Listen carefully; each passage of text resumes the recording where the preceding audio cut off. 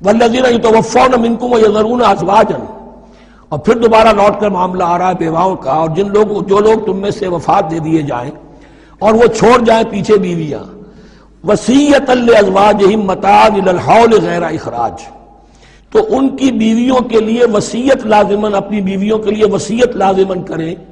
1 سال تک کے لیے نان نفقے کی، اور بغیر اس کے کہ انہیں گھروں سے نکالا جائے۔ اب یوں سمجھئے اس کو، ایک شخص فوت ہوا، 4 بیویاں ہیں، ایک کے ہاں اولاد تھی، بیٹا تو اسی کا ہے، باقی 3 تو اس کی جو ہیں سوتیلی مائیں ہیں۔ ایک ماں کو تو وہ اپنی ماں سمجھ کر اس کی خدمت کرے گا، باقی 3 کو لائبلٹی سمجھے گا۔ تو فرمایا ایسا نہ ہو کہ فوراً نکال دو کہ جاؤ اپنا راستہ لو، جس سے تمہاری شادی تھی وہ گیا۔ 1 سال کے لیے انہیں گھر سے نہ نکالا جائے اور ان کا نان نفقہ دیا جائے۔ لیکن یہ بھی اصل میں تھا وصیت کا، جب یہ جو قانون آئے گا وراثت کا تو اس سے پہلے کے لیے، جیسے کہ والدین کے لیے کہا گیا تھا وصیت کرو، ایسے بیویوں کے لیے بھی کرو۔ جب ان کا حق آ گیا،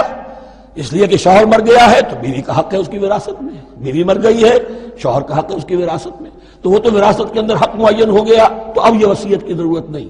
اور اسی طرح 1 سال کا نفقہ نہیں ہے، اب نفقہ جو ہے وہ صرف عدت کے دوران کا ہے، جو ہم اس سے پہلے پڑھ چکے ہیں۔ فَإِنْ خَرَجْنَا فَلَا جُنَاحَ عَلَيْكُمْ فِي مَا فَعَلْنَ فِي أَنفُسِهِنَّ، لیکن اگر وہ خود نکل جائیں، ظاہر بات ہے کہ عدت ہوتی 4 مہینے 10 دن،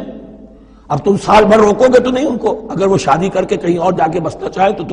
تم پر کوئی الزام نہیں آئے گا، جو کچھ وہ کرتی ہیں اپنی جانوں کے بارے میں معروف ہو، بھلے طریقے پر، معروف طریقے پر۔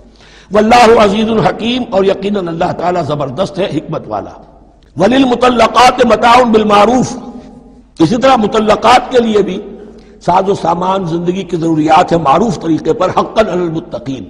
لیکن یہ ہے عدت کے وقت تک کے۔ اسی معاملے میں شاہبانو کیس میں ایک جو فیصلہ دیا تھا،